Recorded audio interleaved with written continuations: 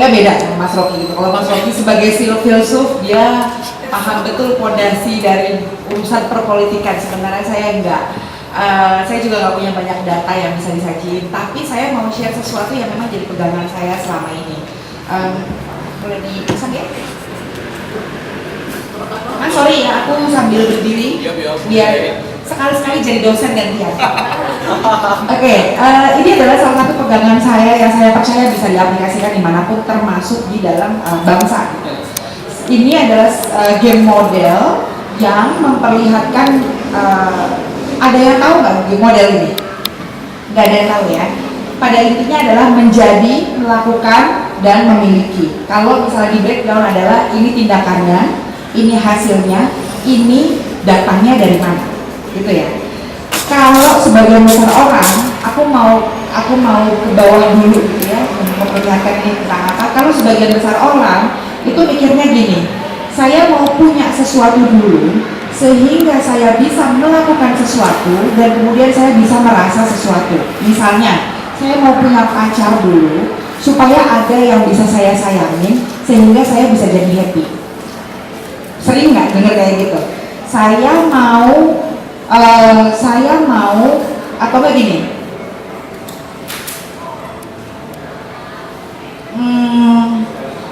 Punya kepercayaan diri dulu supaya saya berani ngomong di depan umum, baru kemudian saya bisa puas sama diri saya sendiri.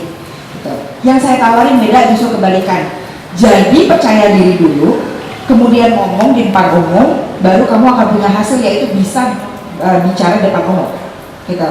Dan hubungannya apa sih sama politik? Kalau saya sih, ya terserah, kalau dibilang maksain, mungkin memang maksain. Tapi menurut saya ini applicable banget di politik. Kenapa? Karena orang suka lupa sebenarnya politik itu adanya di mana? Di be, di do, atau di have. Orang itu sering banget melihat politik adanya di sini. Jadi caleg itu adalah tujuan utama. Jadi presiden, jadi menteri, jadi bupati, dan segala macam adalah tujuannya.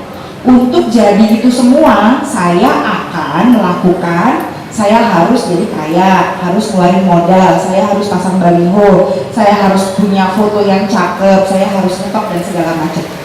Tujuan utamanya adalah untuk menempati posisi-posisi. Tapi mereka lupa bahwa sebenarnya posisi-posisi itu adanya di sini.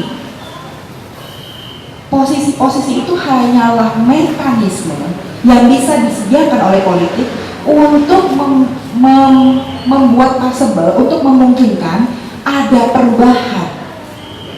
Have-nya itu goal-nya adalah perubahan, bukan politik sendiri. Kalau saya kaitkan dengan apa yang dikatakan oleh Mas Rocky, ya benar yang tadi dibilang, nggak punya kapasitas kepemimpinan, pemikiran, nggak punya logika, logisnya nggak jalan. Saya tambahin lagi Mas, ininya juga nggak ada.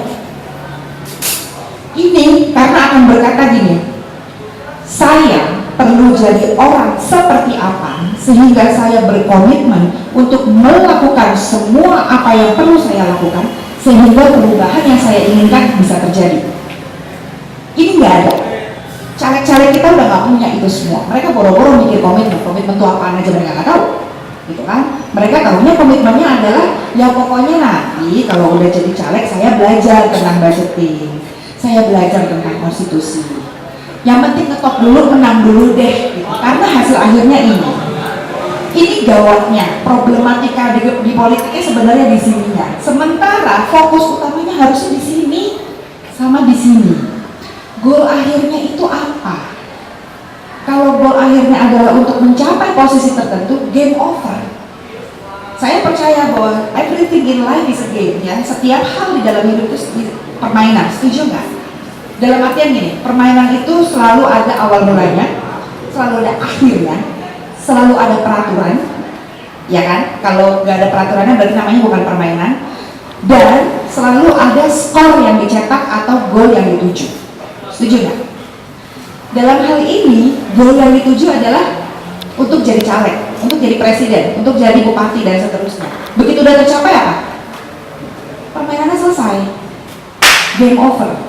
Nggak ada lagi yang pembaharuan yang terjadi setelah itu, yang tercipta. Udah nggak mungkin, karena permainannya selesai. Lain ketika berpikirnya have-nya adalah oke, yang saya mau adalah ada perubahan di masalah misalnya intoleransi udah nggak ada, masyarakat kita adalah masyarakat yang damai dan saling menghormati misalnya, maka dunia adalah oke, sekarang kita mau menggunakan mekanisme apa? Apakah politik jadi salah satu mekanisme yang bisa dipakai untuk mencapai itu? Lihat ya bedanya ya, maksudnya gimana? Nah sekarang pertanyaannya adalah, kalau kita ngomongin pemilu 2014 layak nggak nih? Jawabannya kira-kira apa ya mas?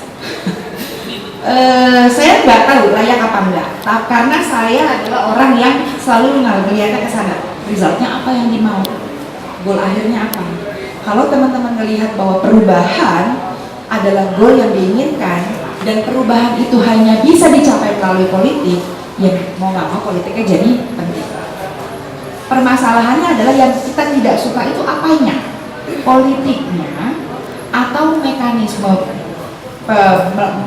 mekanisme menjalankan politiknya, atau orang-orang yang berkecimpung di dunia politiknya. Itu harus clear banget, harus dibedakan. Karena apa? Kalau kita mencampur adukan itu semua, kita berpikir bahwa gue gak suka politik, that's it.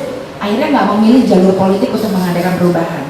Padahal sebenarnya mungkin yang tidak disukai adalah para politikus sekarang gitu, yang kerjaannya sebenarnya hanyalah untuk mendapatkan kadang-kadang ketenaran, kadang-kadang juga posisi yang gak jelas, kadang-kadang juga untuk supaya mendapatkan simpati dari pimpinan partai dan seterusnya. Tetapi intinya sebenarnya adalah apakah memang perubahan yang diinginkan bisa dicapai melalui politik gitu. Atau mungkin jangan-jangan perubahan yang diinginkan satu-satunya cara adalah lewat politik. Mungkin kalau kita menggunakan gerakan-gerakan bisa saja mengadakan perubahan, tapi tidak sesignifikan atau tidak sefundamental ketika melalui politik. Kenapa? Karena di politik adanya perubahan undang-undang. Karena di politik ada yang namanya perubahan kebijakan.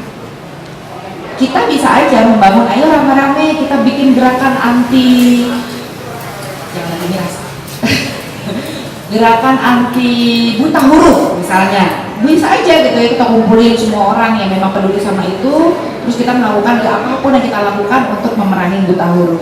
Tetapi bayangkan seandainya memang ada peraturan, ada kebijakan yang mendukung itu, dan kemudian diperkuat dengan adanya keinginan pemerintah, willingness pemerintah untuk mensupport itu melalui budget, melalui apapun tindakan yang bisa mereka lakukan untuk mensukseskan itu. Beda banget.